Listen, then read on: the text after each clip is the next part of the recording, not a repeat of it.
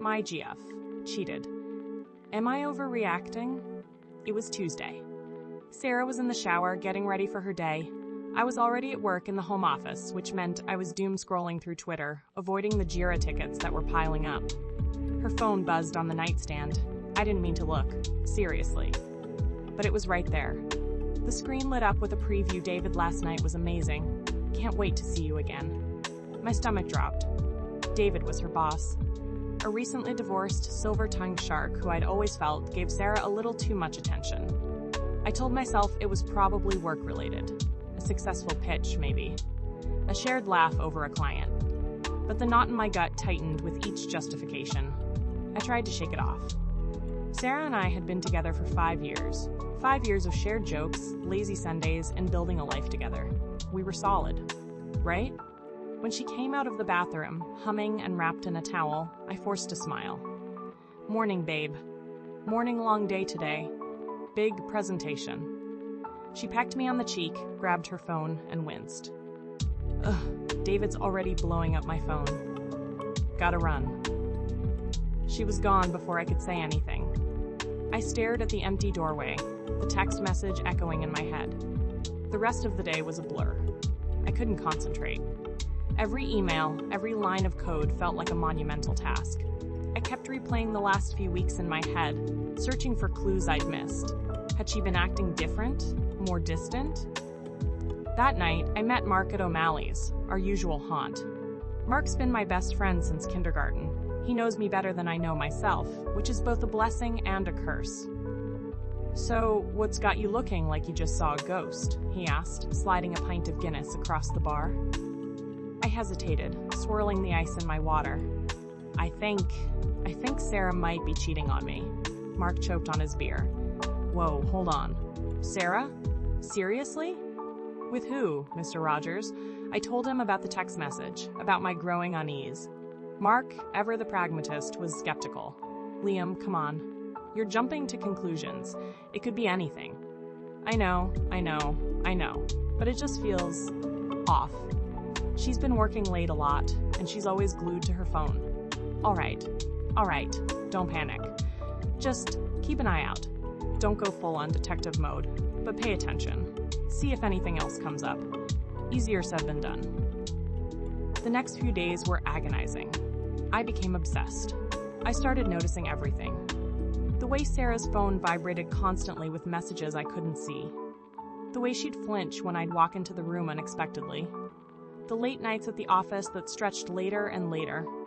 One evening, while Sarah was supposedly at a client dinner, I did something I'm not proud of. I waited until she was in the shower and picked up her phone. My hands were shaking so badly I almost dropped it. The phone was locked, which was new.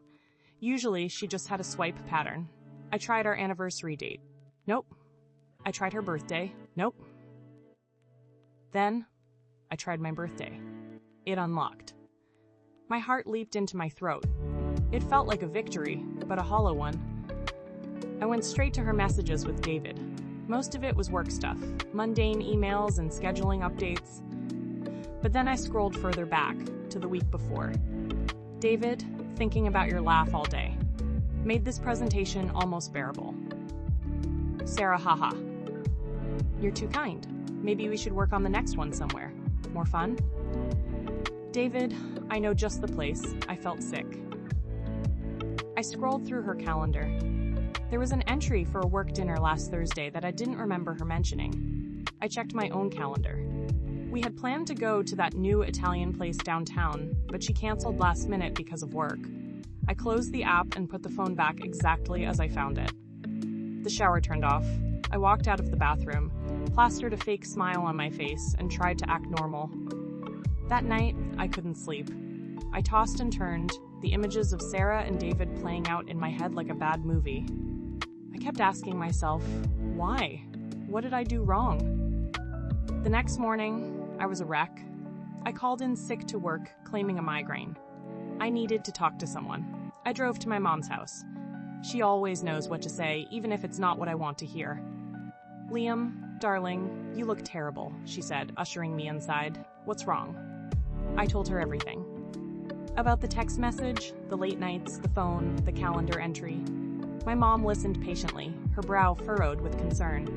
When I finished, she took my hand. "Oh, Liam, I'm so sorry. That sounds awful. But you know what? You're a good man.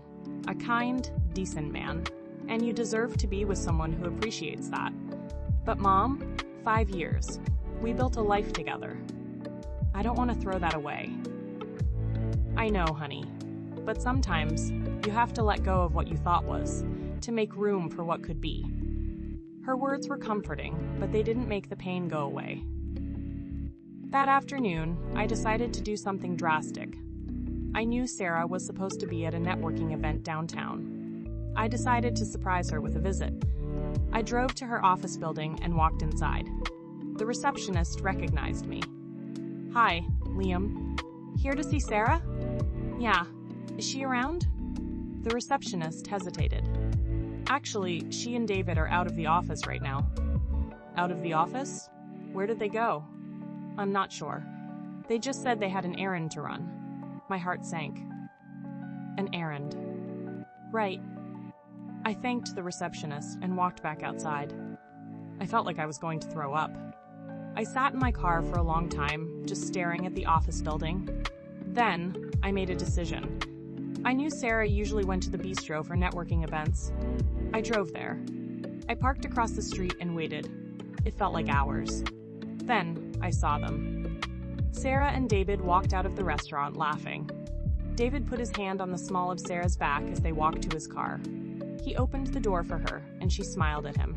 A genuine, warm smile. I felt like someone had punched me in the gut. I drove home in a daze. I didn't say a word to Sarah when she finally arrived late that night. I just went to bed. The next morning, I couldn't take it anymore. "We need to talk," I said, my voice trembling. Sarah looked at me, her eyes wary. "About what?" "About David. About the late nights. About the text messages. About everything." She paled. "Liam, I don't know what you're talking about. Don't lie to me, Sarah." "I know." I laid it all out. The text message, the calendar entry, the receptionist, seeing them at the restaurant. She started to cry. "Okay, fine. Yes, David and we've been spending a lot of time together. But it's not what you think." "Oh, really? What is it then?" "He's just been a mentor to me. He's helping me with my career. He's giving me advice." "And the text message? Was that advice too?" She looked down, avoiding my gaze. "That was a mistake. We had a few drinks after a client dinner, and things got a little flirty." "Flirty?